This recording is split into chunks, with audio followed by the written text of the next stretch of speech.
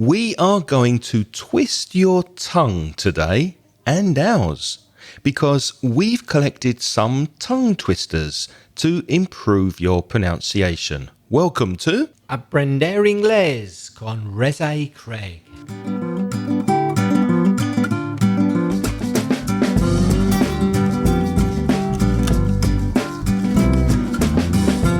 Hello and welcome. I'm Craig, and with me this week I'm joined by my brother from another mother.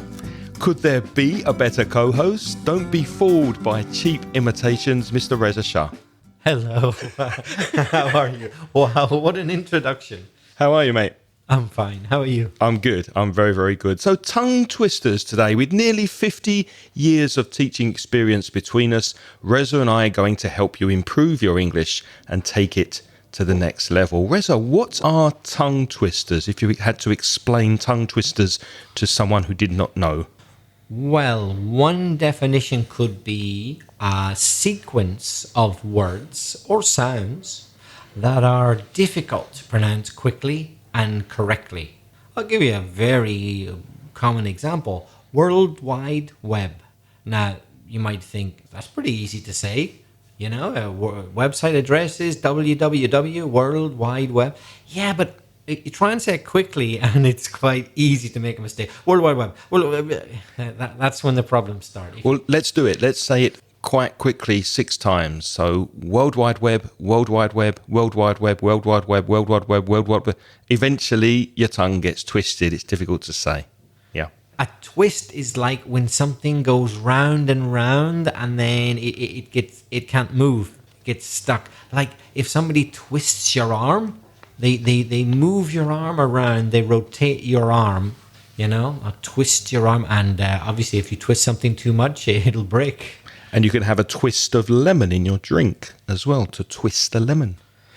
Before we practice some tongue twisters with you that we hope will help improve your pronunciation, let's look at another option you have to improve your pronunciation and any other aspect of your English. We would like to thank ITalkie, who in part sponsor this podcast. Now, ITalkie is a website that you can use to find a personal one-to-one teacher. There are many, many teachers to choose from on the iTalkie website, a whole range of different backgrounds, qualifications, accents, and experience. And if you particularly want to work on your pronunciation, then the teacher will design a course of lessons for you. So what do? You go to the website through our link that I'll give you in a second. You register with iTalkie, choose your teacher based on other students' experience and an introductory video from the teacher. When you've chosen your teacher, you schedule your first lesson at a time and a date that's suitable for you, and then you connect probably on Skype or other video chat software. Now, if you decide to take advantage of our offer and check out iTalkie, they are offering a $10 iTalkie credit to listeners of this podcast when you pay for your first lesson. So for more information, go to inglespodcast.com/271, click on the iTalkie link, and that will take you directly to their website so that you can apply for your $10 credit. And Reza and I would like to thank iTalkie very, very much for sponsoring this podcast. Okay, well, let's get started with tongue twisters. But before we do, if you want to read some of these, it's probably a good idea. You can follow along with the show notes, the written notes that we have. We don't write every single word in the show notes, but we write the most important information. Just go to inglespodcast.com/271. This is episode 271 about tongue twisters. It is probably a good idea to read the words that we're saying. The first one's quite short and quite common. This is a fairly famous tongue twister in English, and some tongue twisters are very old and very well known, and this is one of them. She sells seashells by the seashore. This is practicing the difference between the S sound, like sell, to sell, and the sh sound, the SH sound in English, which is in the word she, for example. What's a seashell, Reza? Well, everybody, I think, knows what the sea is. The ocean, the sea, the Mediterranean Sea. So a seashell is something you find in or near the sea. The shell of something is the exterior covering of something. So a seashell is a hard object which at some stage would have had some creature, something living inside there, but now there's nothing except the hard shell. I think in Spanish it's concha. So there are many, many, many types of seashells, as you can imagine, and some of them are very beautiful. So in general, the word shell is the hard exterior covering. So a seashell is a particular type of shell. And seashore, which was the last word in that tongue twister, shore, S-H-O-R-E, is the part where the land meets the sea. So the seashore could be a beach or it could be a rocky area with stones and rocks, but it's the area exactly where the sea and the land meet. So let's practice that. Listen to me, then listen to Reza, and then try to repeat after us. She sells seashells by the seashore. She sells seashells by the seashore. Do you want to try it, Reza? Okay. She sells seashells by the seashore. She sells seashells by the seashore. She sells seashells by the seashore. How are you doing at home? Did you get that one? Let's go to another one, Reza. What's the next one?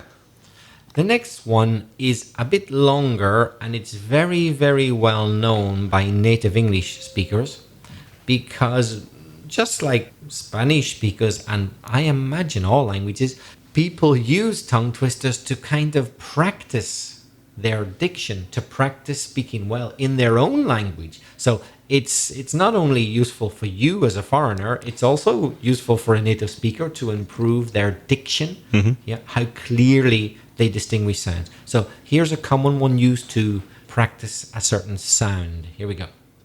Peter Piper picked a peck of pickled peppers. A peck of pickled peppers Peter Piper picked.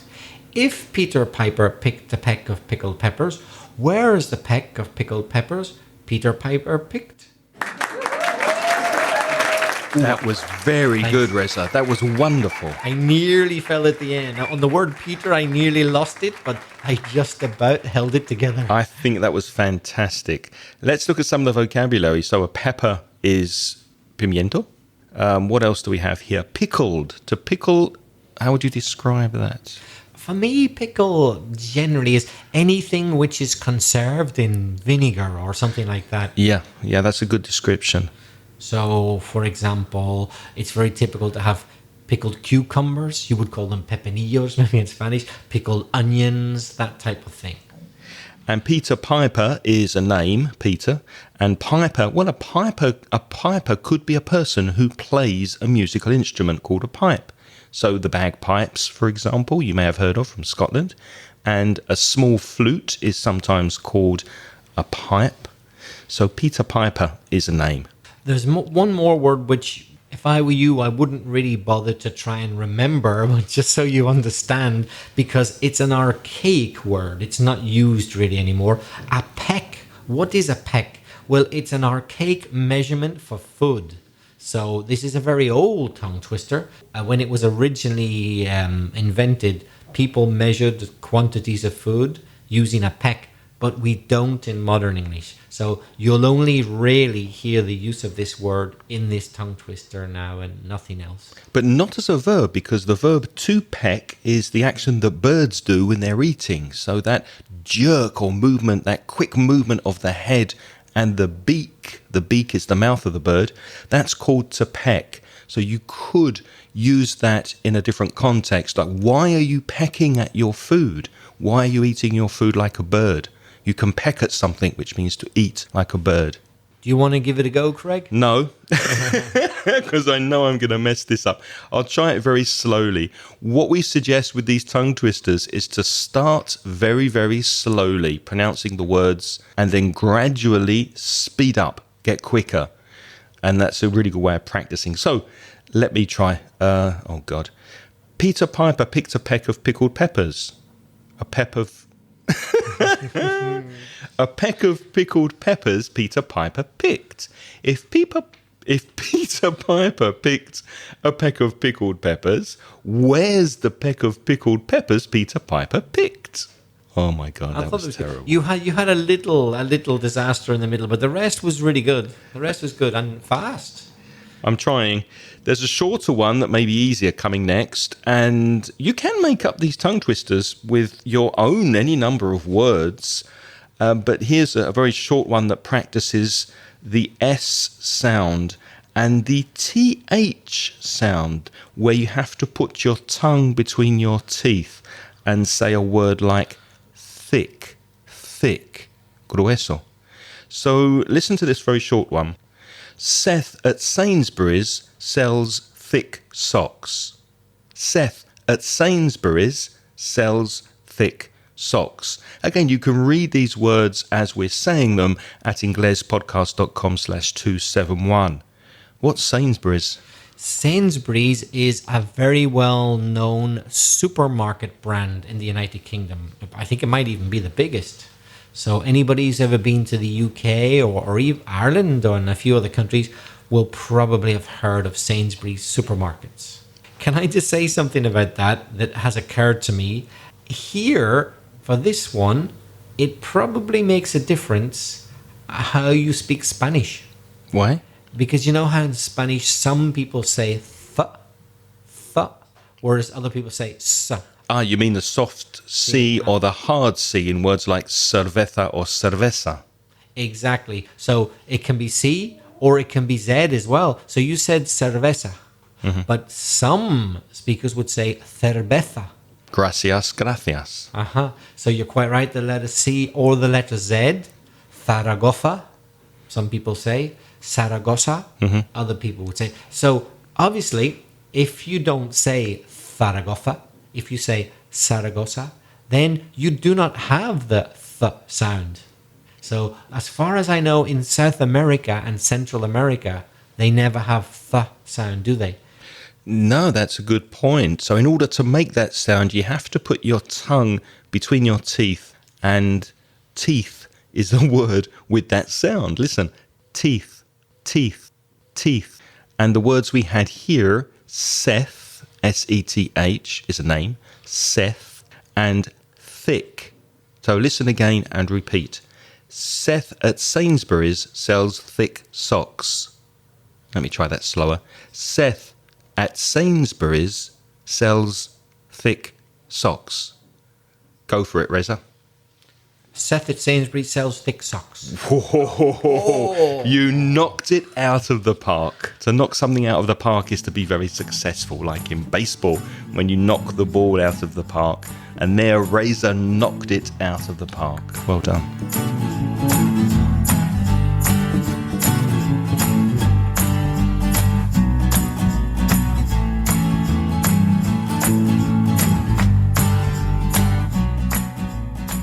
Craig, can you think of a nice short one? Just a couple of words, just 2 words, which could be hard to say. Well, there were 2 words here that might be useful for a couple of difficult sounds. Flash message. Flash message. Now here you've got the SH sound at the end of flash. Flash. And message has the S sound. And after that, the J sound, which is the same as in judge. Juez, judge, message. So listen again and repeat. Flash message. And say it 6 times quickly. Flash message, flash message, flash message, flash message, flash message. Go for it. Not easy. Flash message, flash message, flash message, flash message, flash message, flash message. Ooh, I find that really hard. You're good at it, though. But good. I find I'm having to pause a little bit in the middle, I'm almost cheating. Otherwise, I can't do it. Flash message, flash message, flash message. You really have to move your mouth around quickly. Also, if you're doing public speaking, if you're going to give a presentation and speak in front of people, it's a good idea to have 2 or 3 of these tongue twisters in your pocket just to practice before you start speaking, because it really does loosen the mouth, get the muscles working so that you go out and speak clearly, and you're warming up as you would do for sport. For example, you're warming up your muscles and getting ready to use all the muscles in your mouth. Craig, do you want a cup of tea? No, thank you. All I want is a proper cup of coffee made in a proper copper coffee pot. Can you say that again, please? Probably not. All I want is a proper cup of coffee made in a proper copper coffee pot.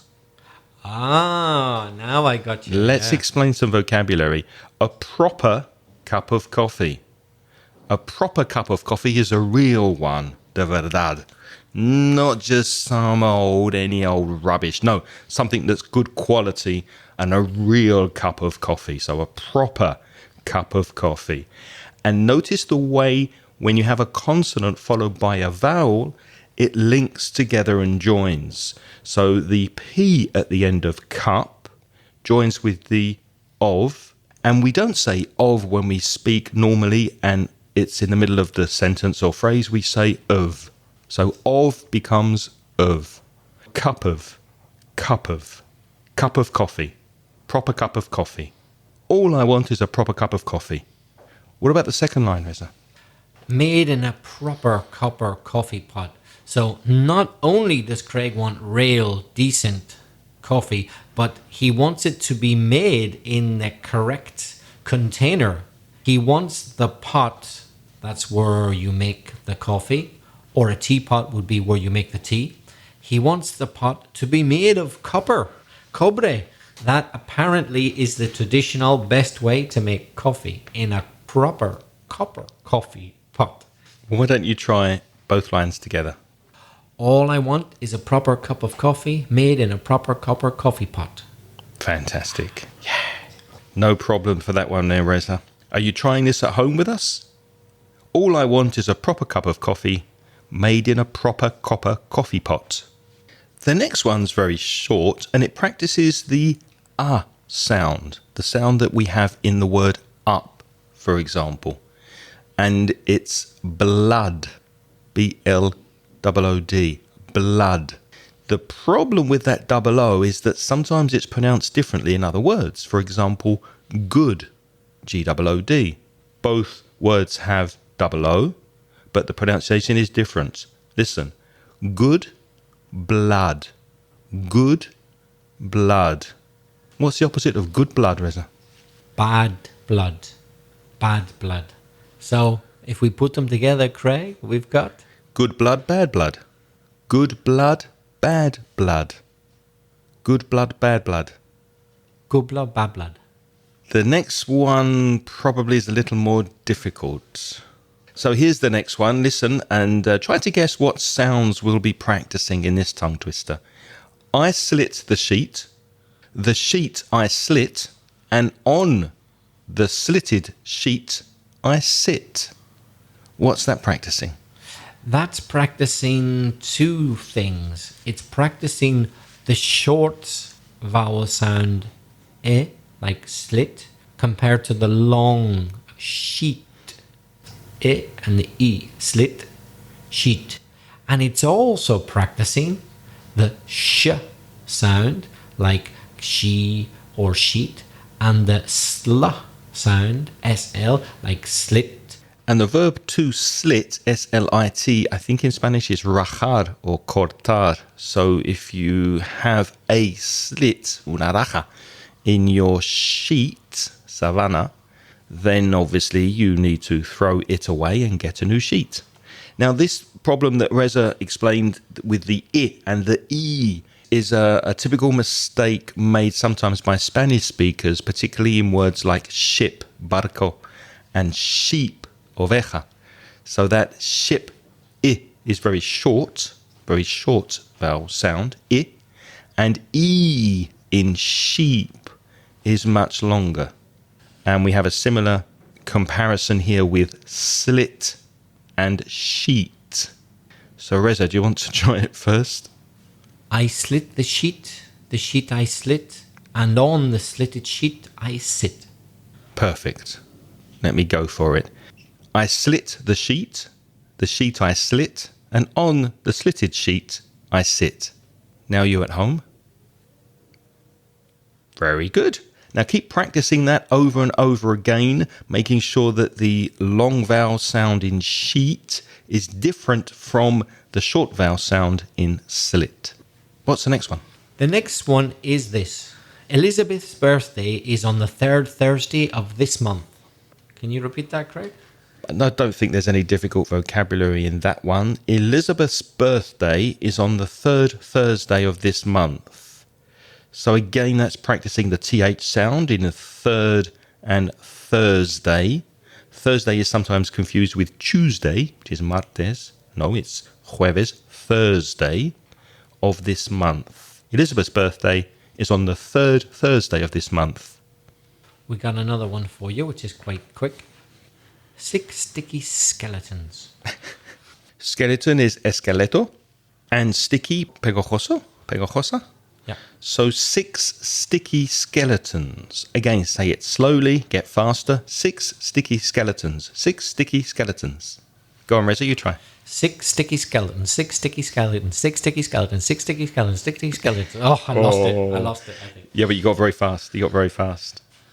The next one compares the difference between the words chicken and kitchen. Oh, a Spanish classic mistake. Spanish classic mistake. Chicken, pollo, and kitchen, cocina.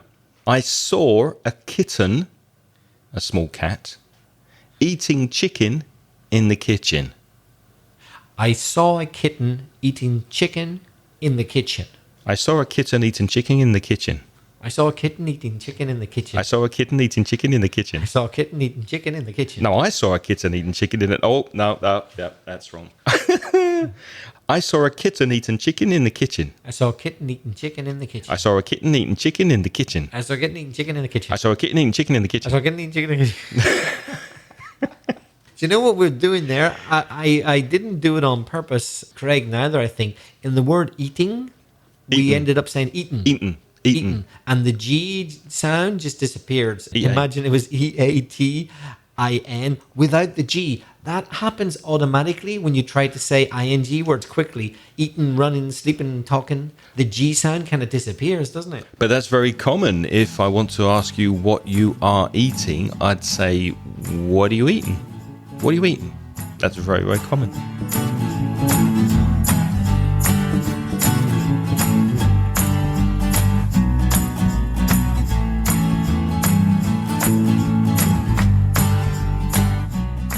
Speaking of food, the next one speaks about food, especially if you like Japanese sushi, because a person who prepares sushi is a sushi chef. Chef is a fancy word for cook. So, this is the sushi chef. So, this is the sushi chef. So, this is the sushi chef. Oof, no, that wasn't right. Ah, caught you there. You got me there. That was not right. Try again. Let me think. So, this is the sushi chef. Difficult. It is difficult, isn't it? Those two words, you have to change the shape of your mouth from the sh to the ch. Sushi chef. That's the thing you've got to change, but only slightly. Yes. I think that's where the difficulty is. If it's a big change, it's easy. But if it's just a slight change, your brain kind of gets confused and you don't bother to change. And instead of saying chef, you maybe say chef, or instead of saying sushi, you're thinking of the word chef, so you say sushi or something. It all gets mixed up. And you've got the s, the s sound at the beginning of sushi, and the sh very, very soon after. So you're practicing those two sounds as well. So now you try it with us at home. So this is the sushi chef. So this is the sushi chef. What's the next one? The next one is short and sweet. Eddie edited it. Eddie, the name. Edited, the past tense of the verb to edit. So you edit audio, you edit a document, you edit film and video. And the pronoun it. So again, you've got that consonant d sound at the end of edited and the vowel sound it. So those two naturally will join together. Edited it becomes edited it. Edited it. And then the name Eddie edited it. When I said it the first time fast, I bet most of you just had no idea what I said, because when you get the repetition of very similar sounds, ed, it, you can't separate them and figure out what the words are. Whenever the words are very similar, it's hard to know what the words are. Yeah. So again, you can read these with us on the webpage at inglespodcast.com 271. Let's go with that one more time. Repeat after us. Eddie edited it. Eddie edited it. Mesa? Eddie edited it. The next one's a long, very long tongue twister, and it practices the wood sound, which we had a voice message recently. I can't remember who sent it, but there was a mispronunciation of the word wood.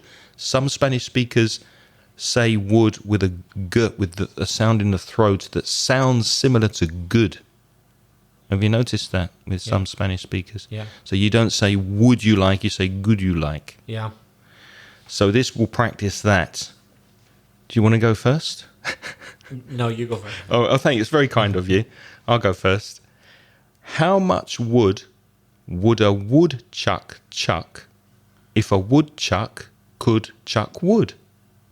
Now, a woodchuck is an animal. It's a small animal like a beaver. I think in Spanish it would be marmota or castor. And the verb to chuck is to throw. It's an informal word for throw. So instead of saying, hey, throw me that pencil, you could say, hey, chuck me that pencil, would you? It gets longer. Let me go back to the beginning, now that we've explained some vocabulary.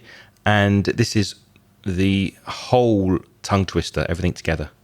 How much wood would a woodchuck chuck if a woodchuck could chuck wood? He would chuck, he would, as much as he could, and chuck as much wood as a woodchuck would if a woodchuck could chuck wood. Do you want to try it? I'll give it a go. How much wood would a woodchuck chuck if a woodchuck could chuck wood? He would chuck, he would, as much as he could, and chuck as much wood as a woodchuck would if a woodchuck could chuck wood. Well done. Phew. There are two woods, of course. There's W-O-O-D, which is madera, and there's the conditional wood, W-O-U-L-D. Both have exactly the same pronunciation. I want to try that one more time. How much wood would a woodchuck chuck if a woodchuck could chuck wood? He would chuck, he would, as much as he could, and chuck as much wood as a woodchuck would if a woodchuck could chuck wood.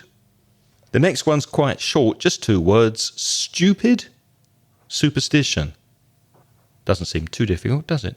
Stupid, superstition. Now say it 6 times fast. Stupid superstition, stupid superstition, stupid superstition, stupid superstition, stupid superstition, stupid...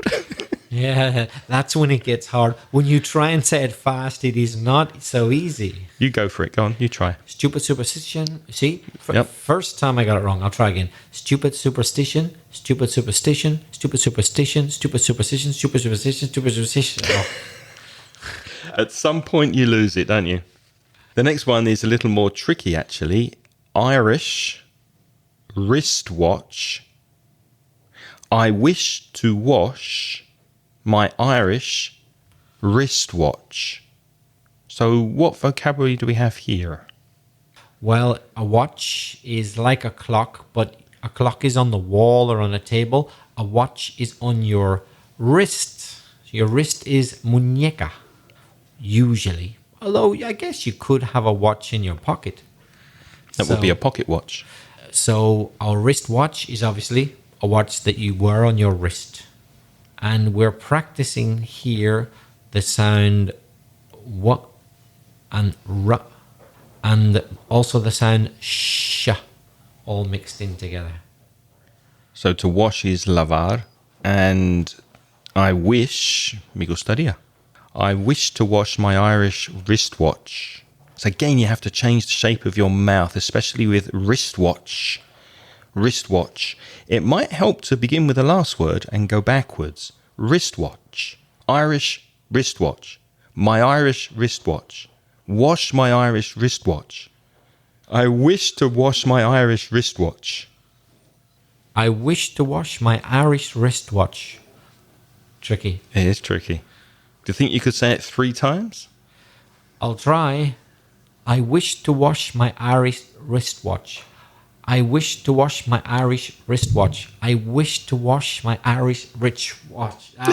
I said rich instead of wristwatch. It's a tricky one. It's a tongue twister, all right? I wish to wash my Irish wristwatch. Try that at home.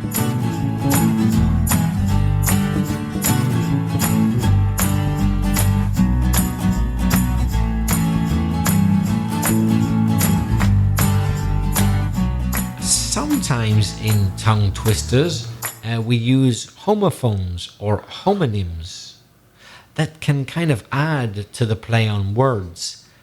Craig, we've done episodes before on homophones and homonyms, haven't we? Yes, if you don't remember exactly what they are and the difference between them, homophones and homonyms, we spoke about homophones in episode 235, so inglespodcast.com/235, and homonyms we discussed on episode 237, so inglespodcast.com/237.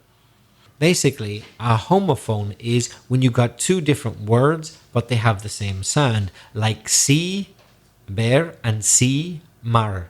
One is S-E-E and the other is S-E-A, but the pronunciation is the same. That's a homophone.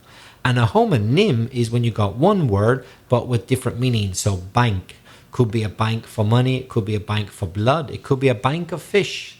So homophones and homonyms. Craig, have you got one with homophones or homonyms? Which switched the Swiss wristwatches? So we've spoken about a wristwatch before. You know what that is. Swiss is anything from Switzerland. So it's the adjective. It's describing the watch. It's a Swiss wristwatch, not a German or a French wristwatch. To switch, S-W-I-T-C-H, is to change or to exchange. So you're switching the wristwatches. Which is a homophone because we have 2 witches. We have the witch, W-H-I-C-H, which is the difference between something. For example, I have tea and coffee. Which would you prefer? I have a red pen, a blue pen. Which do you want? And the other witch, W-I-T-C-H, which is bruja.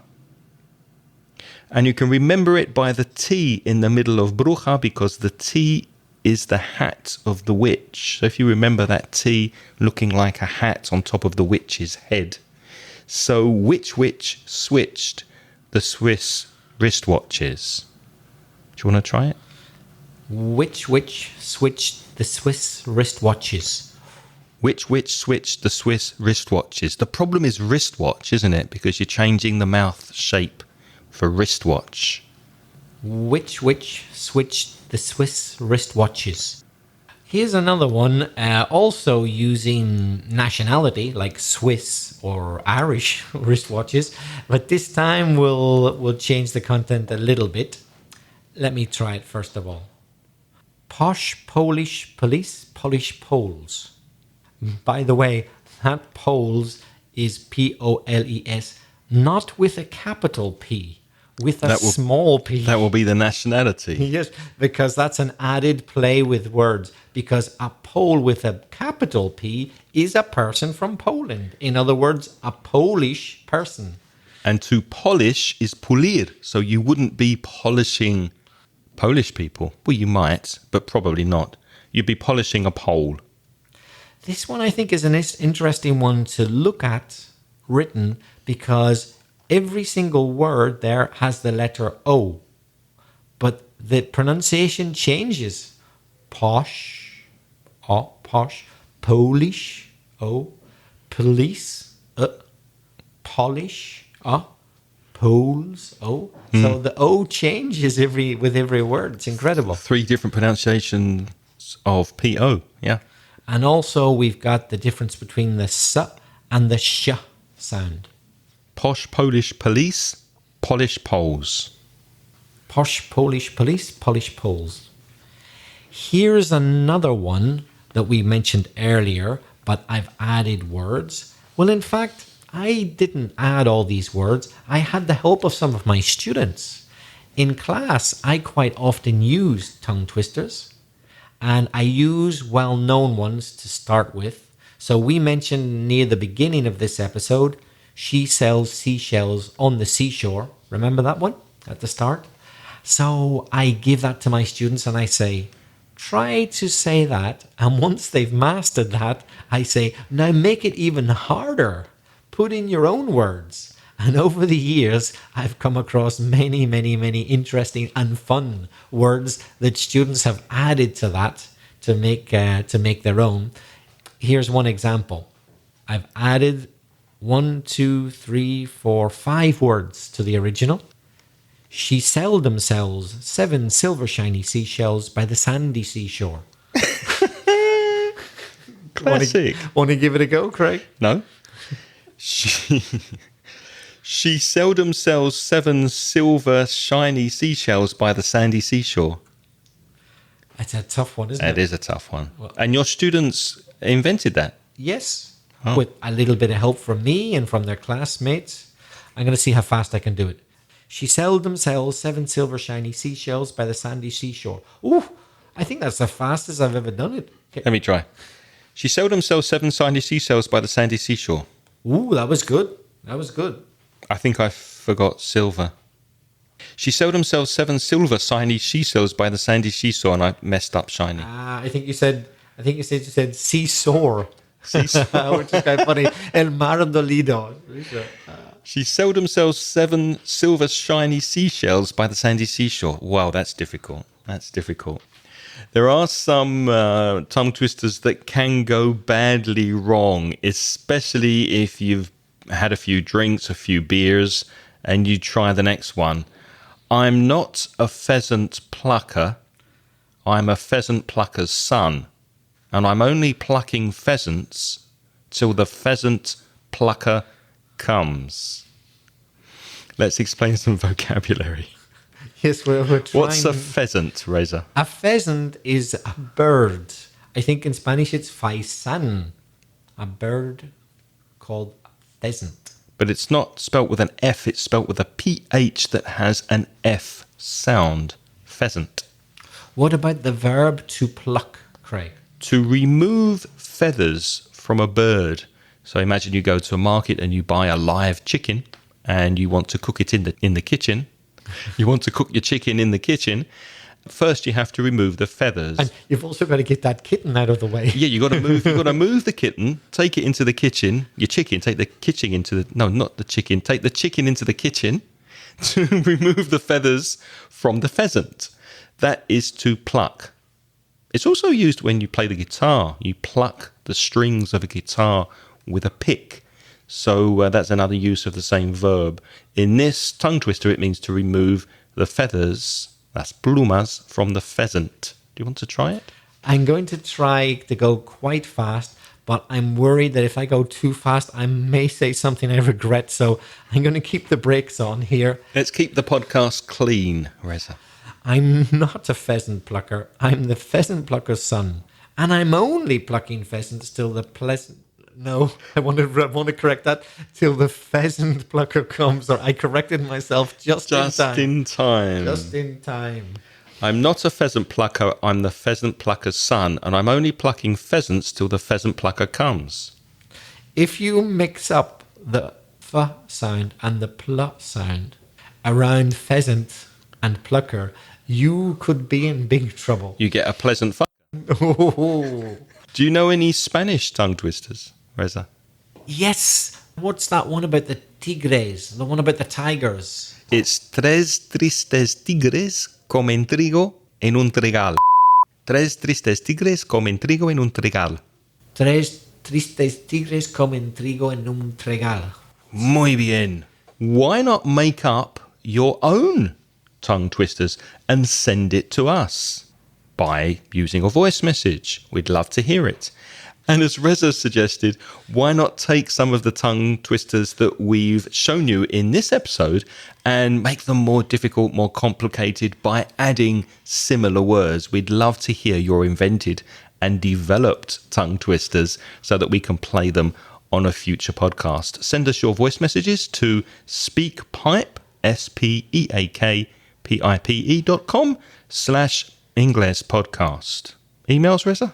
Well, it's more fun to send us an audio message, especially for a tongue twister. But if you want to write, because you're still a bit shy, a bit timid, you could email us at craig@englishpodcast.com or me, belfastreza@gmail.com. If you're interested in downloading a course for the summer, go to store.mansioningles.net, where we have some paid courses for downloading. As ever, we'd like to thank all our patrons. They're the people who've joined our Patreon program, and they donate as little as maybe $1 a month. And for that, they get instant access to the recent transcriptions of our audio, which are transcribed as ever by Angelica. Thanks very much, Angelica.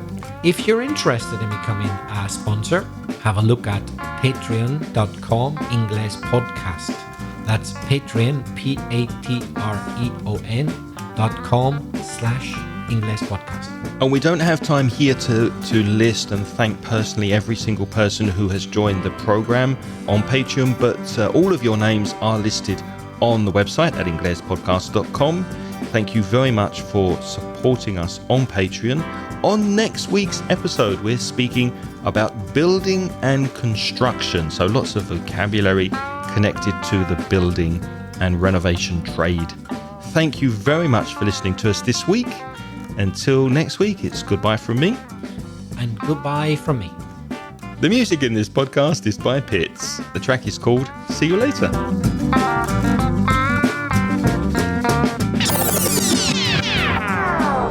No, thank you. All I want is a proper cup of coffee made in a proper copper.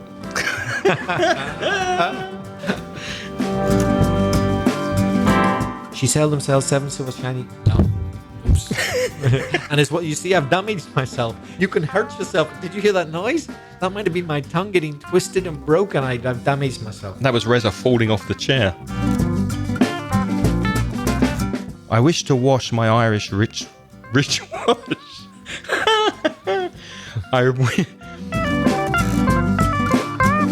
I'm gonna try to go fight. You see, if I can't even get a normal sentence right, how am I gonna get a tongue twister right?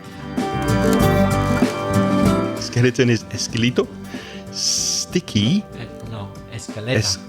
Esqueleto. Esqueleto. Is it? We better check it. Esqueleto, I think. I slit the sheet. I shit. I know. I can shit anything. I slit.